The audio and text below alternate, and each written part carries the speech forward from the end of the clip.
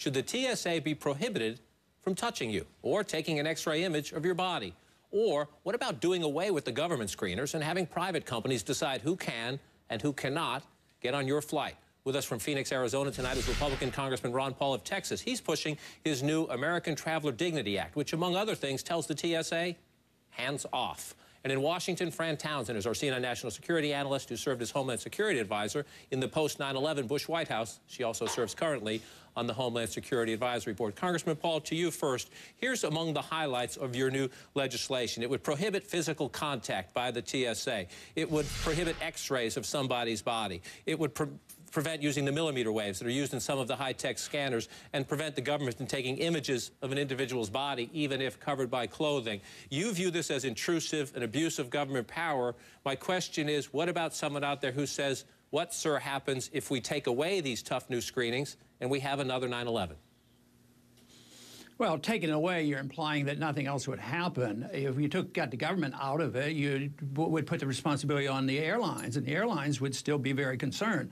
Matter of fact, they actually have a little bit more leeway because they can screen their passengers a lot differently, and you can have agreements with the airlines. So you might have better screening with private. But even contracting out to a private company, as long as they have the same obligation to pursue the same thing that TSA is doing, that won't do any good. That's just another boondoggle for the private companies that are going to work with the government. It might be Chertoff that might get the contract to do the screening. No, you want the private owners. You can't provide perfect safety. This notion that the government's role is to provide safety, it isn't. It's to protect our rights. But here we're being told that we go to the gate, we buy a ticket, and you've lost your right. You sacrifice your right. Where did that come from? That's about the most absurd thing I ever heard. And the American people aren't for this. They're tired of what they're seeing and what's happening at our airports. Well, Fran, you hear the congressman there. His political committee sent out an email today talking about these naked porno scanners that people are meant to go through at an airport. In the course of the day, I received other press releases. Senator Tom Udall, he wants to have a hearing after Thanksgiving. The Homeland Security Committee chairman wants to have a hearing soon, says maybe the TSA should not have these powers. Now that this clearly has become a big political story in our nation, do you have concerns that politics might undermine security? Well, look, John, this is a classic case where, the government kind of fails the common sense test. They need to, we've seen the threat from al-Qaeda in the Arabian Peninsula. This is the group that was behind the Detroit attempted bombing, the underpants bomber.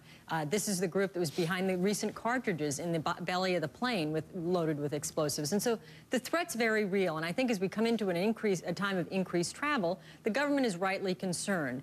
The question, though, is there's a couple of questions about how and why they're doing this. The government has the authority to implement these security procedures, but they also have an obligation to be advocates and to explain to the American people why these are necessary, why there isn't a less intrusive means that they could use, and how this will protect us and keep us safer. And frankly, they haven't really done a very good job at that. But let's remember, the threat is very real, and so we want them to be successful at keeping explosives off planes, and we are rightly debating the government's policy about how they're trying to do that. Well, Congressman, let's come back to you then and where you would draw the line. And I want to show some pictures as we have the conversation. DenverPost.com put up some photos today. We're just showing some video of the intrusive searches, what many consider. This is some Denver.com photos. Now, the government says this is absolutely necessary. You see the body scanners here, and you'll also see as the photos go on some of the touching and the padding that obviously you view, sir, as a violation of people's rights. I want you to listen here to the Homeland Security Secretary, Janet Napolitano. She says it's necessary, and it does not, in her view, cross the line. They in no way resemble electronic strip searches. All they do is ping in a private area away from the gate with an image that is neither retained nor transmitted. We built privacy screens into the machines. And Congressman, the head of the TSA, John Pistol, says using these screenings, they've already come up with some things that, in his view, have kept dangerous things off the airplane. So if we went with your approach, how do we make sure that somebody doesn't get on a plane with something that can't be there? Well, so far, they haven't been sure. You know, before 9/11, the government was in charge. They spent $45 billion on intelligence gathering, and they got through anyway. And now we've given them $80 billion. So how can you expect the government to do any better? Now, for the secretary, I'd like to ask her, you know, has she gone through a scanner and looked at herself on a scanner? Has she been probed and prodded? And Fran, have you done it too? I think everybody should. I think every member of Congress should be scanned, and they should. Did you look at your image? I did not look at my image. Frankly, Congressman, okay. Go look at your image. What somebody else is doing. I'd much prefer that they have an image of me than that they touch me. And I'd like to understand what the protocol is. Have you had the prod? I mean, some people have to be prodded. I mean, people are being forced to it. You haven't gone through the prodding process. Oh, I most certainly everybody needs to.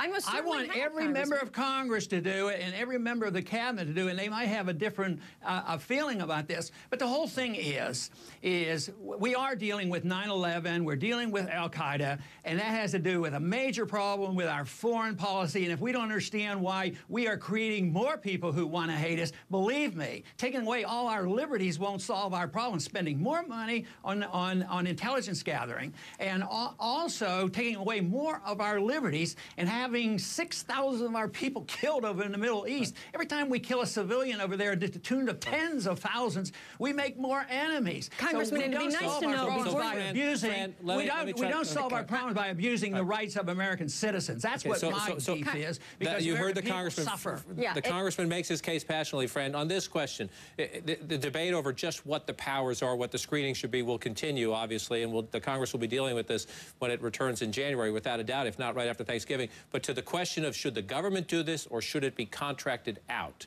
and to the degree of what other technology is out there, what's the question? What's the answer? I actually think it doesn't matter. If you can do it more efficiently by contracting it out, that's fine, but you have to set the standards. And quite frankly, it's easy for the congressman to criticize the government, whether it's this administration or a prior administration, but I don't hear any suggestions about how he would improve it, if he had responsibility for protecting the American people, what exactly he would do to ensure their safety and security. Can I answer that? Sure. The airlines, the private owners do it. Private owners have a better ability to do this than government bureaucrats. It just doesn't work. That's the problem. It's now a national conversation, and we will continue it. Congressman Ron Paul, appreciate your time tonight. Fran Townsend as well.